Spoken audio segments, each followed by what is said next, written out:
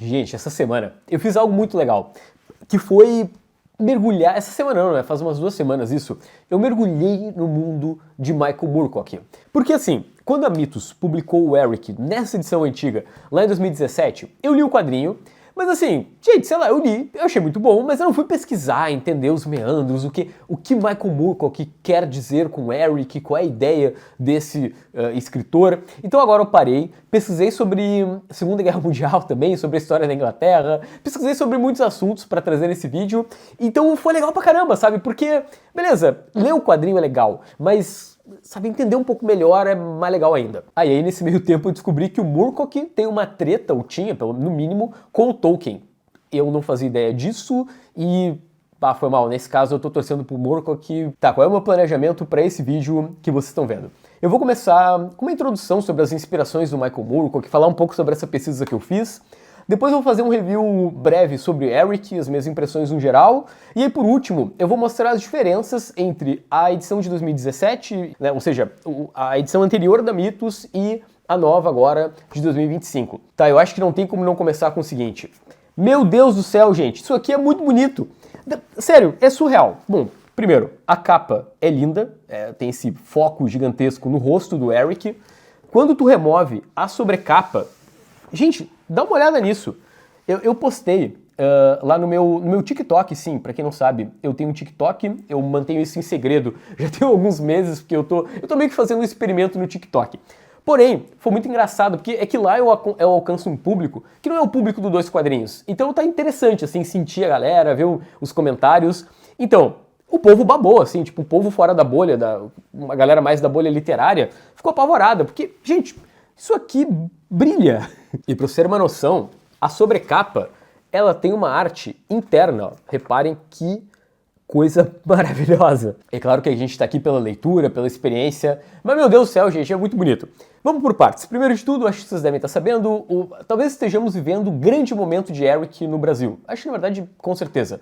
O Pipoca Nanquim está publicando a trilogia de livros do Eric, do Michael Moorcock, né? Livros que começaram a sair ali em 1960, sendo que o Moorcock, ele continua até praticamente os dias de hoje escrevendo Eric. Se não me engano, ali em 2020, 2022, saiu um último livro. E essa coleção que a Mythos está publicando no Brasil é da editora Glenar, então, né, sai nesse formato europeu, então são graphic novels, um tamanho avantajado.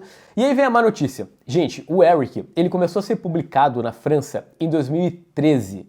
Sim, são 12 anos e até o momento saíram 5 volumes. O último saiu em 2024, é inédito no Brasil, e nessas publicações a Mythos publicou 4 volumes. 2 aqui, e os 4 que ela já tinha lançado nesse outro tomo. Aí tu vai dizer, ô Vini, mas faz sentido a Mythos publicar uma edição definitiva, né, um tomo inteiro com só 4 números de algo que está inacabado? Então, gente, faz sentido, porque o subtítulo aqui é primeiro ciclo, e sim, se encerra um momento da vida do Eric aqui nessa publicação da Mythos. Então, faz sentido. Eu não sei quando vai ter um segundo ciclo, porque deve demorar muito tempo, né, considerando que já são 12 anos para sair 5 edições. Meu Deus!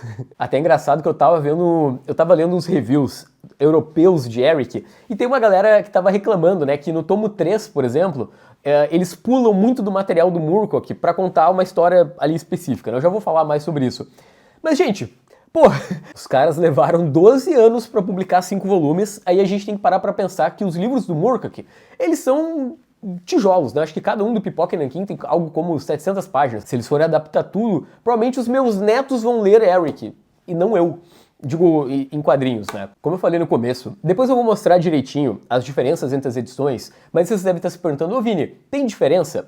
Galera, tem uma questão do acabamento gráfico, né? Lógico, essa aqui é um absurdo de linda, porém, quem tem essas duas antigas tem mais extras. Isso é algo como umas 5 páginas, 6 páginas de extra de diferença, tá? E meio que é isso.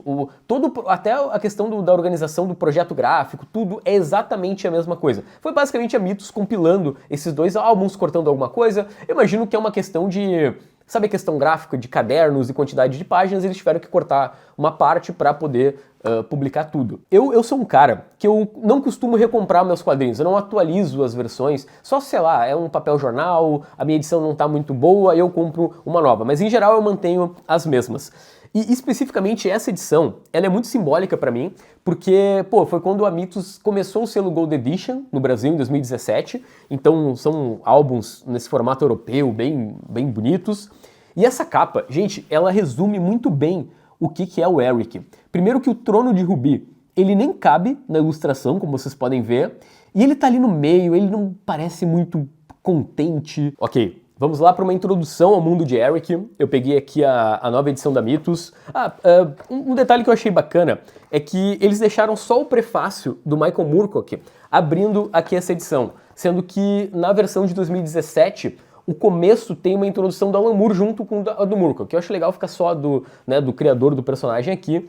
O Moorcock, ele assume que essa, inclusive, é a edição favorita dele, na questão de adaptação para quadrinhos de Eric. Ele chega até a assumir que tem pontos da história dele, dos livros, que foram melhorados e que ele é uma espécie de consultor, sabe? Eles pedem autorização, ou não sei se é autorização, mas ele tá junto do processo, ele vê as mudanças, ele aprova ou não aprova aqui para essa versão da Glennar. Mas eu acho que o mais importante aqui nessa introdução é o Moorcock citar que o Eric fala sobre um fim do Império e ele especifica que é sobre o que ele viveu no pós-Segunda Guerra Mundial. E agora a gente tem que ir para uma pequena aula de história.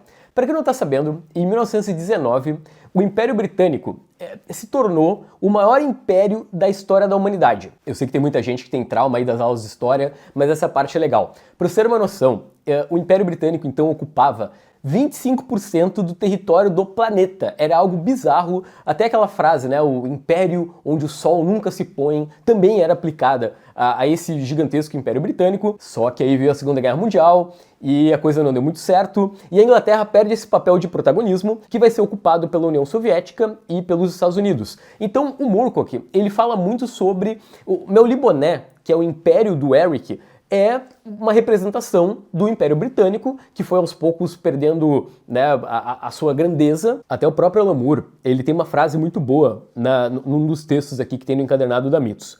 Todos nós nos sentimos em guerra contra a nossa própria herança. Porque o Eric, ele vai ser um cara... Isso não é spoiler, tá? Logo no começo é dito que ele está destinado a destruir Melniboné. Sim, ele é o último imperador desse império gigantesco, absurdo e de pessoas que não são nem um pouco legais. E eu não vou dar muito mais detalhe do que isso para não estragar a experiência. Mas então, o quadrinho, ele abre justamente com o nascimento do Eric, e ele é considerado um rei, um imperador fraco. Porque, vamos lá, ele é um cara albino, ele é doente, ele precisa tomar poções para continuar vivo. Ele é um grande guerreiro, mas ele não é um guerreiro, sabe, ele não é aquele ditador super forte, turrão, que eu imagino que o povo de Melniboné esperava. O Império tá entrando em declínio, então a galera não tá muito feliz com ele lá ocupando o trono de Rubi. Até logo no começo da história, ele é traído pelo seu primo e... eu não vou falar mais do que isso, tá? Basicamente o HQ é sobre isso, é sobre o Eric aos poucos perdendo esse status de grande imperador. Gente, eu lembro que em 2017 eu fiquei fissurado lendo o Eric. Por quê? Esse é um universo de histórias muito violento. Eu não vou mostrar porque eu acho que o YouTube é capaz de censurar, mas tem páginas desse quadrinho que são absurdas. Os seres humanos no mundo do Eric são considerados gado. Então, a cada 2 páginas vai ter uma cena de tortura, vai ter alguém que morre do nada, alguma virgem sendo sacrificada, alguma situação assim. Então, toda a questão moral do mundo do Eric tem muitos tons de cinza. Pensa que tu tá torcendo por um cara, né? Tem um ponto em que o Eric... ele vira um assassino, ele precisa matar pessoas para cumprir o seu objetivo. É uma história que tu não tem muita noção para quem tu tá torcendo. E eu já comentei isso em outro vídeo, né? É uma questão de escrita de roteiro. Quanto mais polarizada for a trama e a construção da história, mais nós, enquanto leitores, acabamos gostando. Então, a gente tem um império gigantesco, mas ele tá ruindo, mas o imperador é fraco, mas ele também tá destinado a destruir tudo, então como ele vai fazer? E ao mesmo tempo ele é um cara que ele não é legal, tá? Ninguém é legal aqui. É que eles são seres humanos, não humanos, no sentido de a moralidade deles não é 100% definida. E aí a gente volta no que eu falei sobre a formação do Michael Moorcock. Ele é um subproduto da Segunda Guerra Mundial, que, para quem não tá sabendo, né, lógico que a Primeira Guerra foi um absurdo, um conflito gigantesco, mas o ponto é que a Primeira Guerra seria algo muito mais bem contra o mal. A Segunda Guerra, do ponto de vista moral, foi, cara, a gente teve, né, a questão do nazismo. Então, os seres humanos viram a moralidade sendo corrompida como nunca antes na história. Então o Moorcock, ele viveu esse período e o Eric tem muito disso, sabe? Tá, vamos lá para alguns comentários sobre os volumes de Eric no geral. Eu vou pegar... então, esse volume da Mitos, como eu comentei, tem 4 tomos e aqui tem 2 em cada um. Gente, deixa eu comentar esse primeiro, tá? Que seriam, na verdade, o primeiro e o segundo tomos originais franceses. Cara, não dá pra parar de ler isso aqui. É um absurdo. Eu realmente fiquei vidrado. Eu não costumo reler os meus quadrinhos. Eu gosto de ter meio que a primeira impressão. Nossa, reler Eric foi muito bom. E até porque eu não lembrava, pô, são 8 anos, né, desde que eu li esse encadernado da Mitos. E o legal aqui é que quando termina o volume 2, né, ou seja, quando encerra esse encadernado, tem um cliffhanger gigante, a vida do Eric vai mudar completamente a partir dessa edição, e aí quando chega aqui no volume 3 e no volume 4, né, quando o Eric se torna o Lobo Branco, né, ele começa... Eu não posso falar porque eu acho que vai estragar. Mas enfim, a vida dele muda completamente, e sinceramente, gente, o tomo 3 é o mais fraco de todos. A trama é meio sem... Não é que ela sem pé nem cabeça, eu acho que ela é mal contada, é mal explicada, é muita informação e eu acho que podia ser melhor desenvolvida, mas tem um ponto. Até os reviews lá de fora reclamaram que a Glenar pulou algumas coisas para chegar no volume 3, né? Então o volume 3 ele parte de um ponto mais avançado da história depois do volume 1. Porém, é um volume que prepara o terreno pro final, que é o volume 4, e aí tem uma grande guerra absurda, então é um ponto muito alto da história de Eric. O que eu quero dizer é que eu acho que se justifica, sabe? No volume 3, ele descobre alguns segredos que ele vai utilizar no volume 4, isso vai motivar uma galera. Gente, isso é realmente muito bom, e como eu falei antes, acaba fechando um ciclo na vida do Eric, sabe? Se você ler esse volume novo da Mitos, né, por mais que tenha quadrinhos do personagem saindo na França ainda, tu sente tu tem essa sensação de, beleza, fechei um período aqui do personagem. Vini, tu recomenda a leitura de Eric? Tu acha bacana? Pô, vocês estão vendo aqui o meu semblante, eu tô feliz pra caramba, foi muito, muito legal, como eu falei, até o processo de pesquisa, né, entender o Michael Moorcock. Então, se você puder, tente ler Eric em algum momento. Bom, galera, vamos lá então para um comparativo de conteúdo, para vocês saberem, né, ok, qual edição é mais legal, o que é interessante.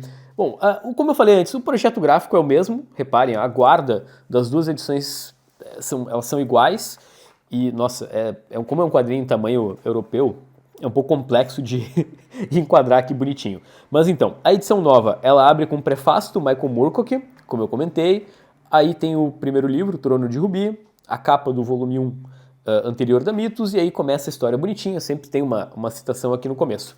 Já a edição antiga da Mitos, ela abre um pouco diferente, ela tem 2 textos introdutórios, um prefácio, então o mesmo do Michael Moorcock, e aí abre aqui com esse texto do Alan Moore, que é absurdo, e logo já começa a história, né? Não tem capa, não tem aquela questão de ter uma frase ali, nem nada do tipo. Já o segundo tomo, ele abre com... também tem 2 textos introdutórios, né? 2 prefácios. Tem um do Neil Gaiman, de 2017, e ao mesmo tempo tem um do Jean-Pierre Dionnet, um dos fundadores da Metal Hurlant, ali de 2021, e aí então, eu não vou mostrar, né, para não soltar spoiler, mas aí já começa, né, a história de Eric. Ok, e o que muda na nova edição da Mitos? Primeiro, como eu falei, o texto de introdução do Alan Moore, ele pula pro final, então nos extras já abre com esse texto, que é fantástico para entender o Eric. E aí tem essa parte também, tem todos os volumes da Mitos, né, que é a Gênese. Isso é muito bom, são vários textos que ampliam a experiência do leitor, com bastidores, com detalhes sobre a criação, esboços, projetos não utilizados. Então tem várias versões do Eric, várias versões da Stormbringer, né, que é a espada dele. Tem aqui os projetos pro Ariot, que é basicamente o deus do caos que o Eric acaba fazendo um acordo. Tem o Dr. Jest, que é, no fim, o conceito dele é basicamente esse último, né, que ele lembra um pouco uma aranha. Porém, tem os anteriores. Nossa, gente, isso é muito legal. Tem toda a questão da conexão com Hellraiser, as inspirações visuais. Aqui, ó, tem os esboços dos artistas. O processo de criação de Eric é muito complexo. Lembrando, tudo que eu tô mostrando tem nas 2 versões, tá? Inclusive com o mesmo projeto gráfico. Não faz nem sentido mostrar o que tem aqui nas edições anteriores, porque é exatamente igual. Ok? Aqui mais projetos, aqui é Stormbringer. Tem dragões no universo de Eric, isso eu não cheguei a comentar antes, mas eles não aparecem tanto. Aqui, toda a construção da página, Tem revisões e mais revisões, é absurdo. Ah, lembrando, um dos artistas de Eric fez As Filhas do Gigante de Gelo naquela edição do Conan da Glenat do Pipoca Nanquim, que pra mim é a melhor história de todas, né? O cara conseguiu melhorar a obra do Robert E. Howard. Gente, tudo isso tem na edição anterior, inclusive aqui as capas variantes, tudo tá incluído. O que vai mudar é essa parte, essa segunda parte da Gênese. Isso vai mudar um pouco. Ó, aqui tem o parceiro do Eric, que ele ganha a partir do tomo 3, aqui a Cidade das Mil Flechas. Tem muita coisa também que acaba sendo introduzida para o leitor e não tem desenvolvimento, mas eu imagino que isso vai acontecer nos próximos tomos. Aqui que legal, a Cymoril, que é a amada do Eric, aí tem... Nossa, gente, é muito legal, muito legal, os designs. Ok, agora tem um texto da Stormbringer, isso também tem nas edições anteriores, tá? Tem toda uma contextualização das várias espadas da história, da cultura pop, aí mais algumas capas, e aí eles cortaram aqui, ó, vocês podem ver que esse texto é o do tomo 4, que é o prefácio do Jean-Pierre Jeunet. Isso não, ou seja, eles cortaram o texto do Neil Gaiman, então não tem a introdução, a outra introdução do Gaiman, que seria, acredito eu, do tomo 3, do tomo 3, então a Mitos cortou, não sei se isso tem relação também, né, ou com o número de páginas ou com a polêmica lá envolvendo o Gaiman. Mas deixa eu voltar um pouco. Então tudo isso tem em todas as versões de Eric, né, tanto a versão nova quanto as versões antigas. Mas o que acabou mudando tá especificamente a partir dessa página aqui da direita. Eu até marquei aqui a questão da mudança. Essa página está incluída, como vocês podem ver aqui no canto, tá? É meio difícil de enquadrar tudo, mas sim, essa página está aqui, só está fora de ordem. E aí foram cortados esses extras, né? O Na Selva, então acaba expandindo um pouco do desenvolvimento. Tem o Smjorgan, que eu acho que é assim que se pronuncia, que é um amigo do Eric. Tem o Novos Companheiros, eles aparecem, eu acho que é no tomo 4, se eu não me engano. Ah, a questão do órgão, de suplícios. Nossa, isso aqui é bizarro. E aí tem um texto ali desenvolvendo. Tem o confronto final em Ymir. Nossa, gente, isso é muito bom. E, tá, isso é legal. É um pouco de spoiler, mas acho que não vai estragar. É um conceito da Stormbringer. Eu não vou falar muito mais. Tá? Isso é muito bacana de ter, eu acho legal. Inclusive, na verdade, é um spoiler do volume 5, o que tá aqui. E aí tem o texto, como eu falei ali, né, envolvendo as várias espadas, né, é exatamente o mesmo projeto gráfico. Então, para quem tinha dúvida, essas são as diferenças entre as versões de Eric da Mitos. Como eu falei antes, gente, às vezes tem uma questão aí de... Não é que a editora quis tirar os extras, nem nada do tipo. Às vezes é uma questão de gráfica, número de páginas para fechar os cadernos e imprimir os livros. Eu acredito que qualquer uma das duas edições é legal pro leitor, lógico. Aí, como eu falei, a história é muito, muito boa. Se você tem as edições antigas, beleza, tu tem mais extras, tu tem a introdução do Neil Gaiman, por exemplo, e show. Eu acho que é uma edição ótima, inclusive eu vou acabar ficando com a edição antiga por conta dos extras, mas para quem não pegou a antiga, né, imagino que nem tenha mais, né, disponível em mercado, a edição nova ela atende 100%, tem esse projeto gráfico bizarramente lindo, né, olha isso, gente, eu acho que provavelmente é o gibi mais lindo de 2025, assim, a edição mais, sei lá, garbosa publicada no Brasil. Eu espero que esse vídeo tenha sido útil e até o próximo programa. Lembra do like, pô, se você ficou até o final, se puder digitar Eric aí embaixo, eu vou ficar muito feliz e dar um coraçãozinho no teu comentário, tá? Valeu.